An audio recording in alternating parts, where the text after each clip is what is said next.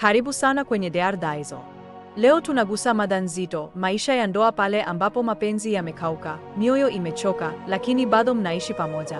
Sio kwa sababu ya upendo, bali kwa sababu ya mazoea, watoto au hofu ya jamii.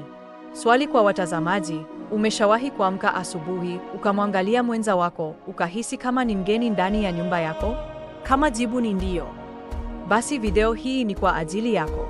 Moja, ukosefu wa mawasiliano ya kweli. Mnaishi pamoja lakini mnaongea kuhusu kodi tu, ada za watoto au chakula. Mambo ya moyo yamebaki nyuma.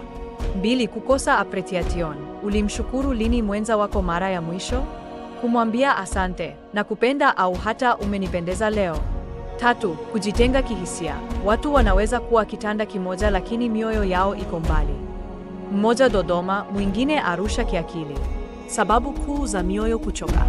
Moja, ukosefu wa mawasiliano ya kweli. Mnaishi pamoja lakini mnaongea kuhusu kodi tu, ada za watoto au chakula. Mambo ya moyo yamebaki nyuma. Mbili, kukosa appreciation. Ulimshukuru lini mwenza wako mara ya mwisho? Kumwambia asante, nakupenda au hata umenipendeza leo.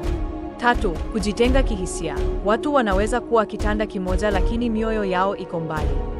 Mmoja Dodoma, mwingine Arusha kiakili. Ishara za mioyo imechoka. Hakuna tena kushikana mikono wala kutabasamu kwa sababu ya upendo.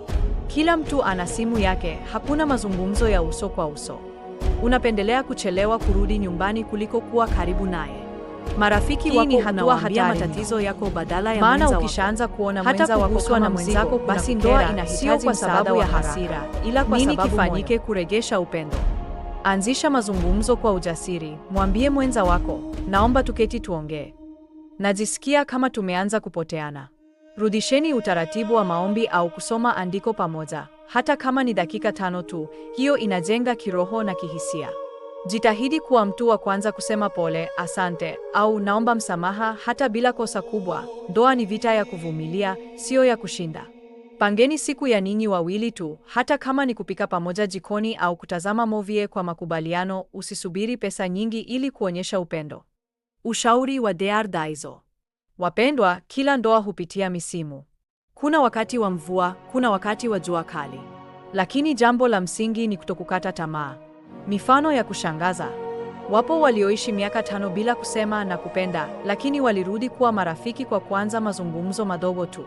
Wapo walioachana kisa, hata sikumbuki mara ya mwisho alinichunguza kwa jicho la mapenzi. Swali, je, unajua kama mwenza wako bado anakupenda? Kama hujui, basi leo chukua hatua ya kujua. Hitimisho, kujenga matumaini. Kama moyo umechoka, sio mwisho wa kila kitu. Pengine ni mwanzo wa kujifunza kupendana tena kwa undani zaidi. Mwisho, mimi ni Dear Daizo na hapa Daizo Loveline tutaendelea kufungua mioyo ya watu, tukiweka tiba ndani ya ndoa na kukuinua kiroho na kihisia. Usisahau kusubscribe, comment na kushare na marafiki zako ili ujumbe huu wafikie waliokata tamaa ndani ya ndoa.